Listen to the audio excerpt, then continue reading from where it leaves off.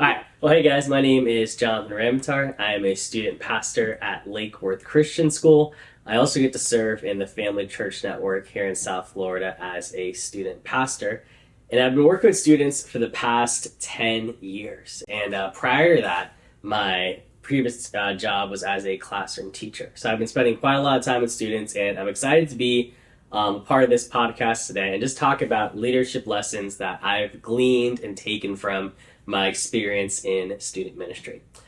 Just a little bit about my call to ministry and my call to leadership. And a lot of this, I think, includes my own story as a high school student, because that experience, I feel like, really does fuel a lot of my passion as a student minister.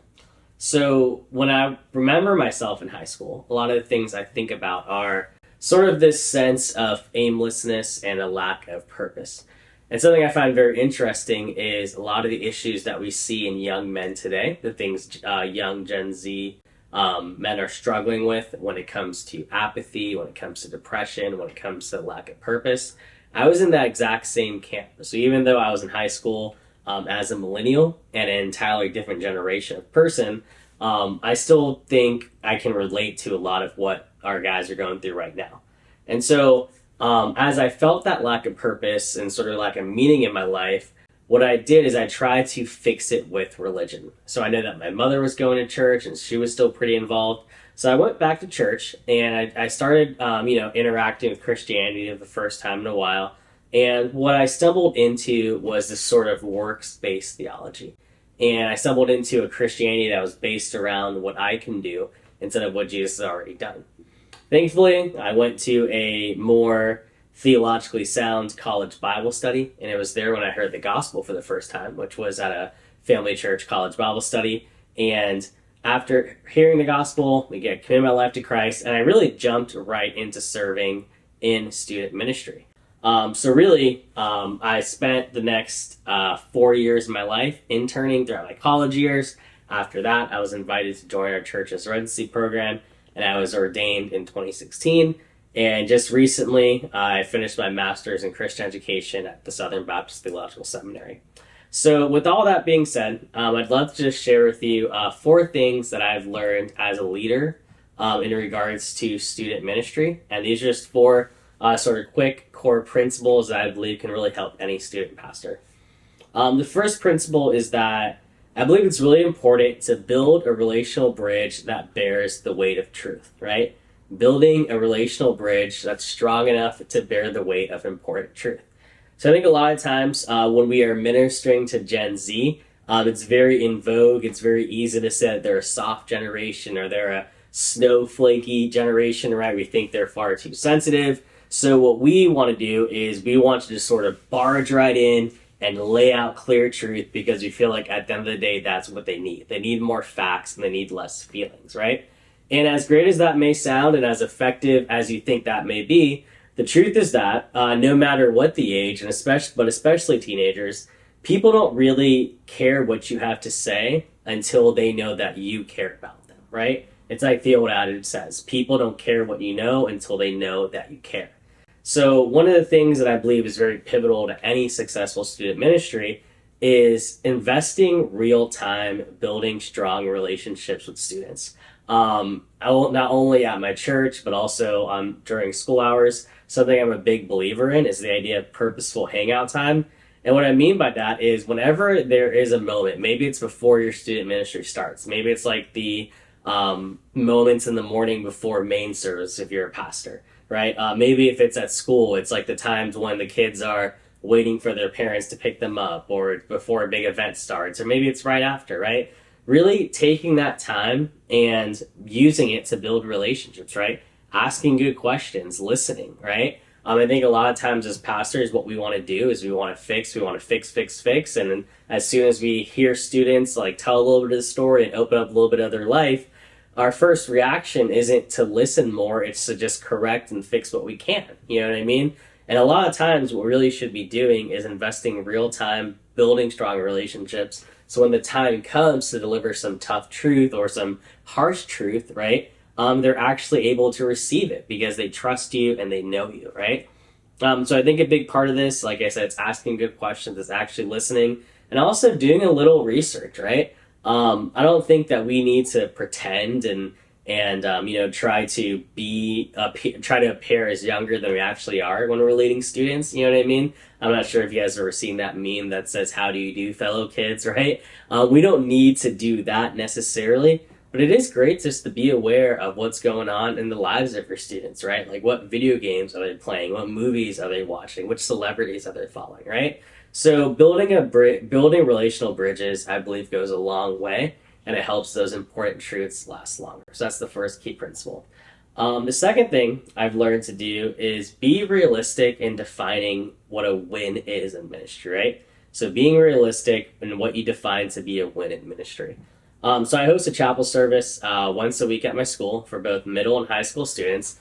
And something that always amazes me is I'll bring in like a very well qualified, well educated, someone who has a ton of experience in ministry, who has a seminary degree, and I bring them in to preach, and they're talking to middle school students at around 7:50 in the morning, and they hit them with like a 25-minute sermon with all these weighty theological terms, and not once do they try to actually connect with them as teenagers, right? And I think a lot of times we have this attitude where we want to constantly raise standards and challenge students to meet them.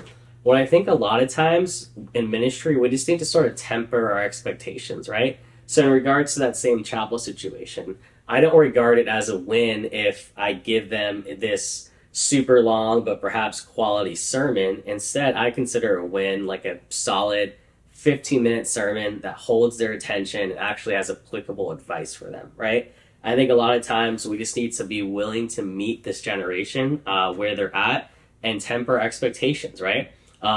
Gen Z is a generation that is completely overstimulated. They do not have a strong attention span, and that's okay, right? Your sermon is not going to undo years and years and years and years of damage. It's important to simply be willing to meet their students where they are at, right? Understand that they will make mistakes, understand they will say dumb things, but if you can get them just to think a little longer, right, that can be a win. Perhaps a win for your Gen Z focused ministry looks like, hey, you know what, I got them to memorize one verse of scripture this week. Hey, I got them to invite one friend to church, right? I think sometimes we want to have these lofty goals in ministry when in reality we should be more willing and more flexible to just simply redefine what we consider a win. So the third thing I think is important when it comes to ministering to Gen Z is speaking clearly about things that matter, right? So I think now more than ever, we live in a culture where we see the effects of postmodernism, where there are multiple versions of truth, where apparently what's true for one person may not be true about another person. And especially during this time, we need to be willing to preach the Bible and preach it clearly, right, and unapologetically. Right now, our churches are going to be refugees for victims of the sexual revolution of the 2010s, okay? So we need to be clear about important things such as gender identity, right? Such as preaching about LGBTQ theories and situations like that. But when preaching these harsh truths, we need to also be willing to teach them clearly, but also lovingly, right? I think a lot of times when you read John chapter 1, you'll see an example where Jesus is described as being filled with both grace and truth, right? Jesus is described as being filled with both grace and truth. As pastors, we need to kind of master that tension, right? To kind of walk that tightrope where we speak truth unapologetically, but at the same time, we're willing to be gracious in the way that we speak that truth. So it's possible to be clear and loving. It's possible to have conviction, but still be stern on those convictions and still be empathetic on those convictions, right? So when we are talking about issues that are going to be challenging, it's important that we're loving in the way that we speak about those issues, right? So for example, maybe avoid jokes about identity and transgender things that seem to be in vogue. Avoid harmful language, right? Speak in such a way where people are going to be willing to listen to you and be willing to view you as someone who is understanding, as opposed to reinforcing negative stereotypes surrounding Christianity. So I think we need to be willing to speak clearly about things that matter, but do so in such a loving way. The fourth thing I believe is important is to allow room for questions in your student ministry. Allow room for questions in your student ministry. I think it's very important that students think critically.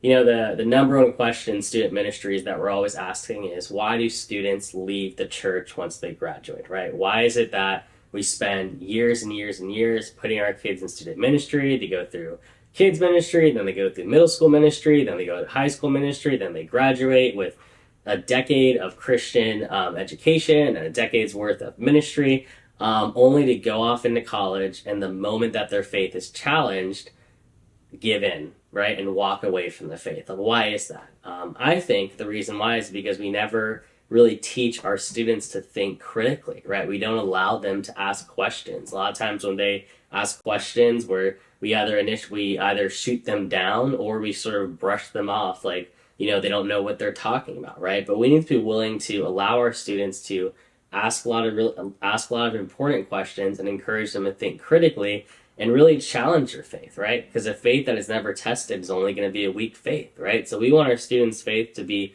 tried and tested, so when they do encounter hostility towards the gospel and hostility towards Christianity, they're actually able to stand firm and stand strong in what they believe.